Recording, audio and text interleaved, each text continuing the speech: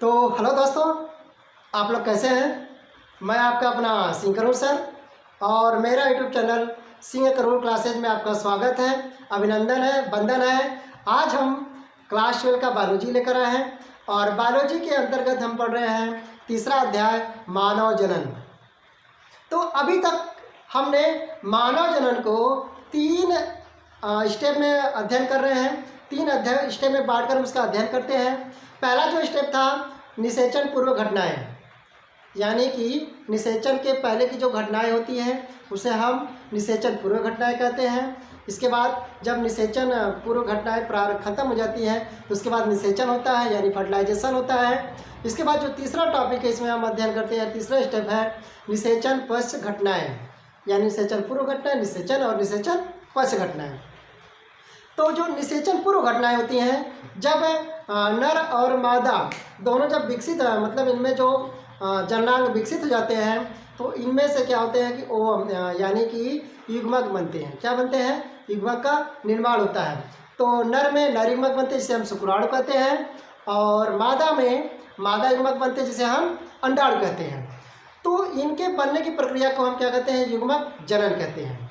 तो मादा में अंड जनन और नर में शुक्राणु जनन की बात प्रक्रिया कहते हैं। जब ये बन जाते हैं तो इसके बाद जब ये मैच्योर हो जाते हैं तो इनमें क्या होता है? इन युग्मकों का स्थानांतरण होता है। इन युग्मकों क्या होता है? स्थानांतरण होता है।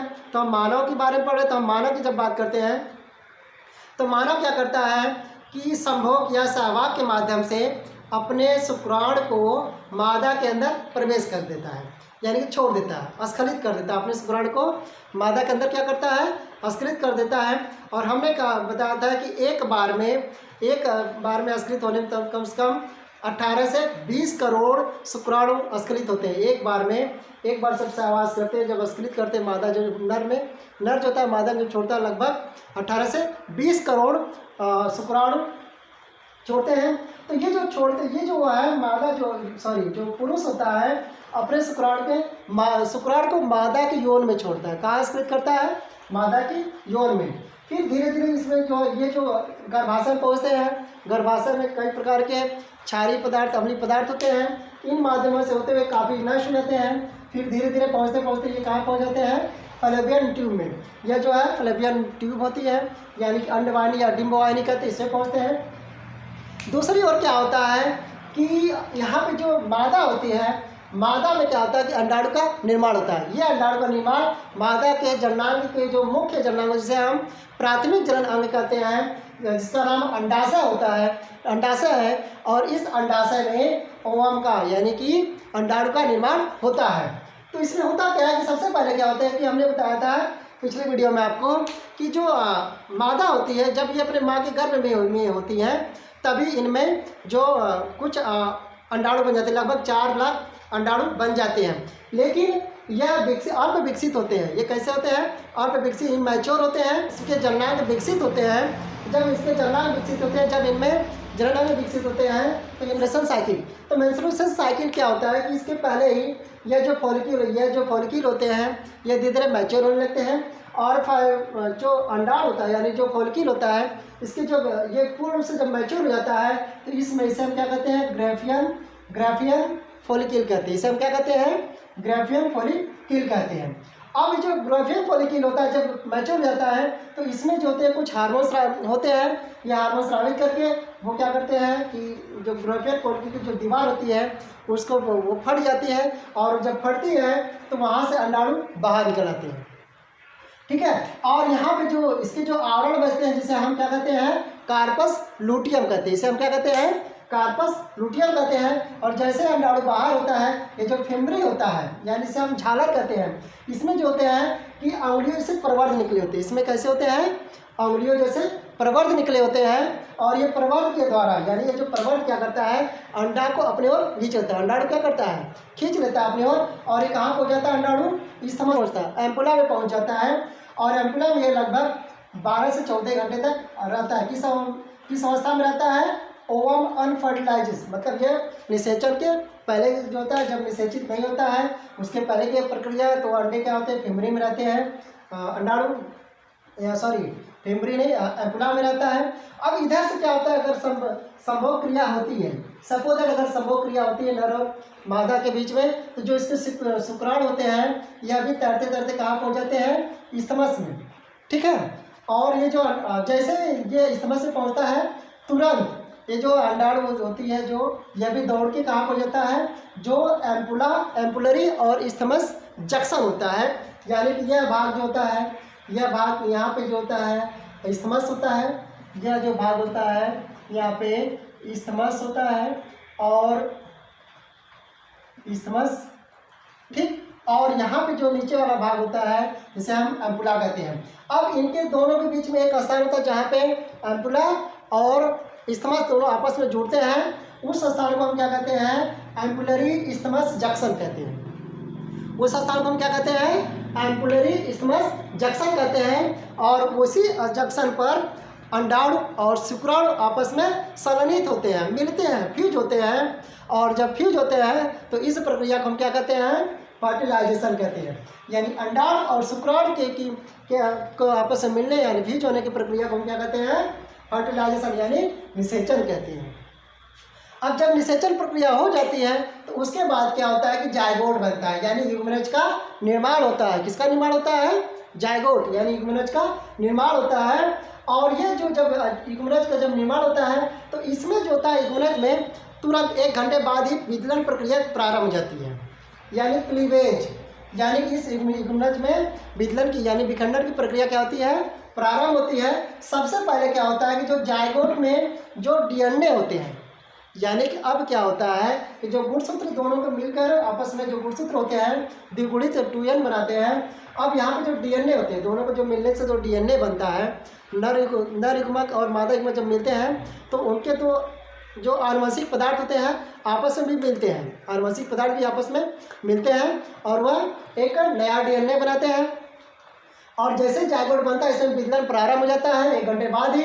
और इसमें क्या होता है कि ये जो डीएनए होता है सबसे पहले टाइम्स ऑफ डीएनए रेप्लिकेशन, यानी कि इस जायगोट में डीएनए का रेप्लिकेशन होता है, यानी कि द्विगुणन होता है। डीएनए यानी कि प्रतिलिपि बनती है, यानी यहाँ पे से 1 से 2 डीएनए बन जाते हैं। जब 2 डीएनए होते हैं बनते हैं तब यहाँ पे क्या होता है कि लगभग 24 घंटे बाद यानी कि 30 घंटे यानी फर्स्ट क्लीवेज 30 हावर्स यानी 24 घंटे बाद क्या होता है, यह जो युग्मनज में क्या होता है, विखंडन होता है। और विखंडन के बाद 2 क्या बनते हैं, 2 ब्लास्टोमियर्स बनते हैं। यानी कि हम जो युग्मनज के अंदर जो कोशिकाएं होती हैं विभाजित को 2 कोशिकाएं बन जाती हैं। यानी कि इसमें क्या होता है कि इनमें समसूत्री विभाजन होता है। जायगोट में क्या होता है कि समसूत्री विभाजन होता है। और समसूत्री विभाजन हमने कहा है कि एक कोशिका से 2 कोशिका बनती है, यानी इसका विभाजन हो जाता है। तो यहाँ पर क्या हो गया कि अब यहाँ से एक कोशिका से 2 कोशिका बन जाए और प्रत्येक कोशिका को हम क्या कहते हैं, इन कोशिकाओं को हम ब्लास्टोमियर्स कहते हैं। क्या कहते हैं भाई, ब्लास्टोमियर्स कहते हैं।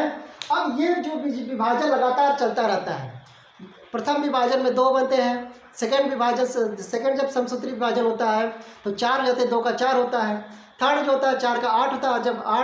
जब थर्ड से फोर्थ होता है 8 से 16 होता है। तो इस अवस्था को हम क्या कहते हैं, जब यह एक गेंद जैसी ठोस संरचना बन जाती है। जब 8 से 16 कोशिकाओं की जब ये संरचना ब्लास्टोमियर्स में हो जाती है तो इस स्टेज को हम क्या कहते हैं, मोरुला कहते हैं। उस स्टेज को हम क्या कहते हैं, मोरुला कहते हैं। यानी कि युग्मनज में जब 8 से 16 कोशिकाएं यानी ब्लास्टोमियर्स बन जाती हैं तो इस स्टेज को हम क्या कहते हैं, मोरुला कहते हैं। यह जो प्रक्रिया होती है लगभग 3 दिन बाद होती है। यानी मोरुला जो होता है फर्टिलाइजेशन के लगभग 3 दिन बाद क्या बन जाता है, मोरुला बन जाता है। अब मोरुला में देखिए कोशिकाओं की संख्या तो बढ़ती है, मोरुला में जो होती है कोशिकाओं की संख्या तो बढ़ती है, लेकिन इसके आकार में, इसके युग्मनज के आकार में कोई परिवर्तन नहीं होता है। युग्मनज उतना ही बड़ा होता है लेकिन कोशिकाओं की संख्या बढ़ती है और कोशिकाएं छोटी होती चल जाती हैं। अब ये जैसे मान लीजिए यहाँ पे देखिए ये साइज वही है, यहाँ पे 2 कोशिका है, यहाँ पे 8 कोशिकाएं बन गई, तो साइज तो वही है, आकार तो उसका वही है युग्मनज का जो। और लेकिन अब क्या हो गया कि इसमें कोशिकाओं की संख्या क्या होगी, ज़्यादा होगी। जब कोशिकाओं की संख्या ज़्यादा होगी तो ये छोटी छोटी जाएंगी।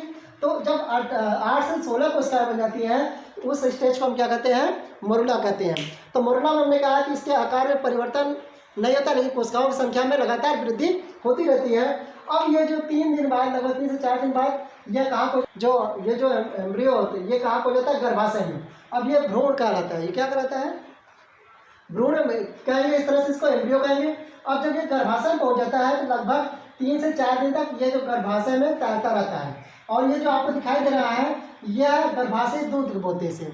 और इसी गर्भाशय, ये जो गर्भाशय में जो तरल पदार्थ होता है, इन्हीं तरल पदार्थों से ये जो मोरला होता है यानी जो भ्रूण बनता है, यह इन्हीं से भोजन प्राप्त करता है। ठीक है, और भोजन प्राप्त करता रहेगा, इसके में से कोशिकाओं में समसूत्री विभाजन होता रहेगा, यानी कि यह प्रक्रिया लगातार चलती रहेगी।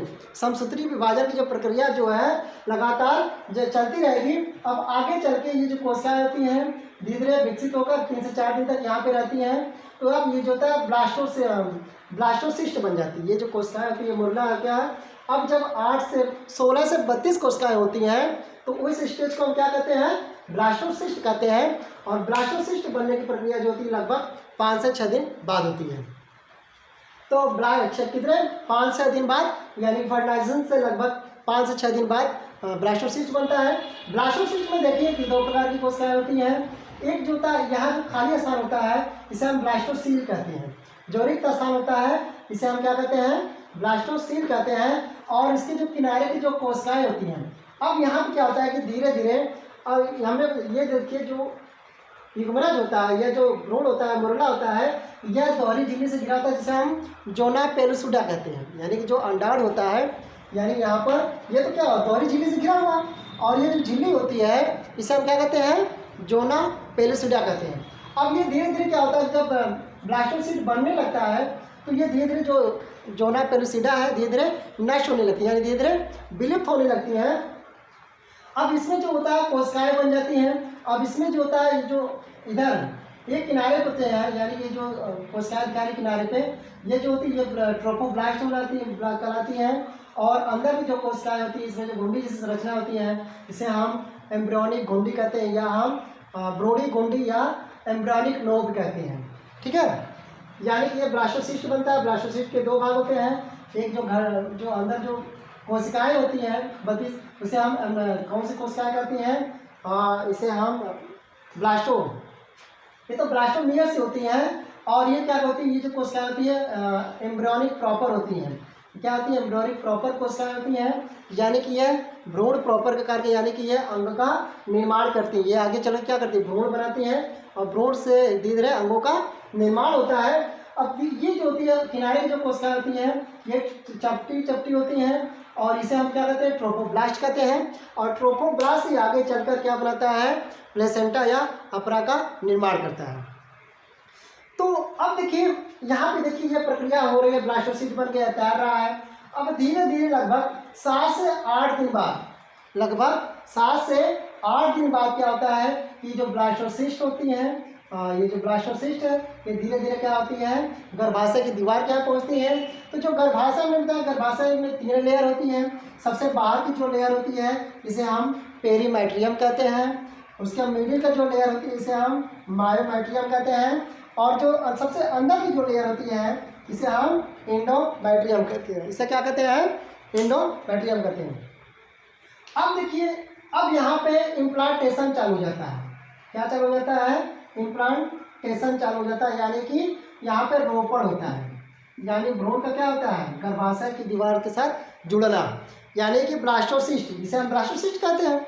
अब ब्लास्टोसिस्ट के गर्भाशय की दीवार से जुड़ने को हम क्या कहते हैं, रोपण कहते हैं, यानी इम्प्लांटेशन कहते हैं। अब जो होता है धीरे धीरे ये गर्भाशय ब्लास्टोसिस्ट धीरे धीरे जो इसकी दीवार होती है आके धीरे धीरे इसे जुड़ने लगती है। किससे जुड़ती है, एंडोमेट्रियम से, यानी कि जो गर्भाशय की सबसे आंतरिक स्तर होता है, यानी आंतर स्तर होता है, जिसे हम एंडोमेट्रियम कहते हैं। इससे धीरे धीरे जुड़ने लगती हैं और इसके जुड़ने की प्रक्रिया को हम क्या कहते हैं, इम्प्लांटेशन या रोपण कहते हैं। अब क्या होता है कि यहाँ पे जैसे जुड़ गया, अब जो जोना पेलुसिडा जो आवरण होता है वह जो ब्लास्टोसिस्ट की जो कोशिकाएं होती हैं वो क्या होती है, गर्भाशय की जो स्तर होती है इसके संपर्क में आ जाती है। देखिए यहाँ पे जो ब्लास्टोसिस्ट है ये गर्भाशय है, यानी एंडोमेट्रियम है, इसके संपर्क में आ जाती हैं। अब जो ट्रोफोब्लास्ट की जो कोशिकाएं होती हैं यह लाइटिक एंजाइम स्रावन करती है। लाइटिक एंजाइम कौन से एंजाइम स्रावित करती हैं? लैक्टिक एंजाइम स्रावित करती हैं।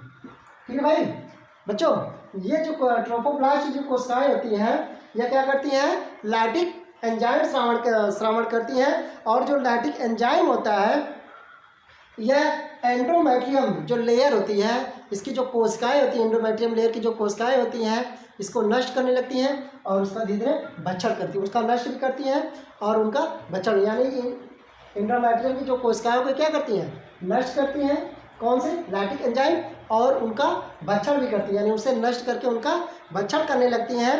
अब क्या होता है? ट्रोफोब्लास्ट की कोशिकाएं जो होती हैं यह उत्तेजित होकर क्या करती हैं? उत्तेजित होकर अंगुली सदृश से प्रवर्ध बनाने लगती हैं।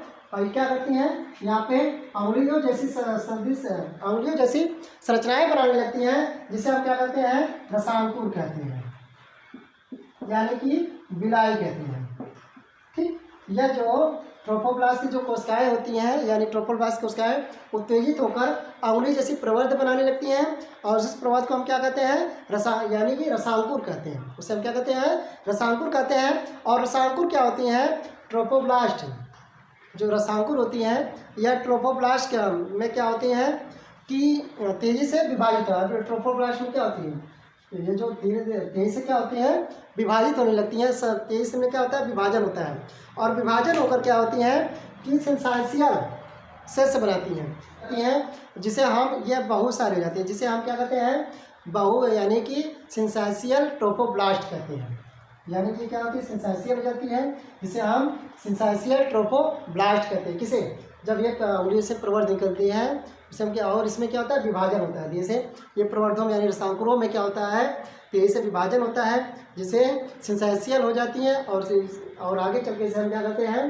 सिंसाइशियल ट्रोफोब्लास्ट, यानी कि बहुकेंद्र की ट्रोफोब्लास्ट कहते हैं। अब क्या होता है कि अब जो धीरे धीरे जो ट्रोफोब्लास्ट होता है यह भ्रूण के, यानी कि जो भ्रूण होता है एम्ब्रियो यानी गर्भाशय की दीवार में धंस जाती है।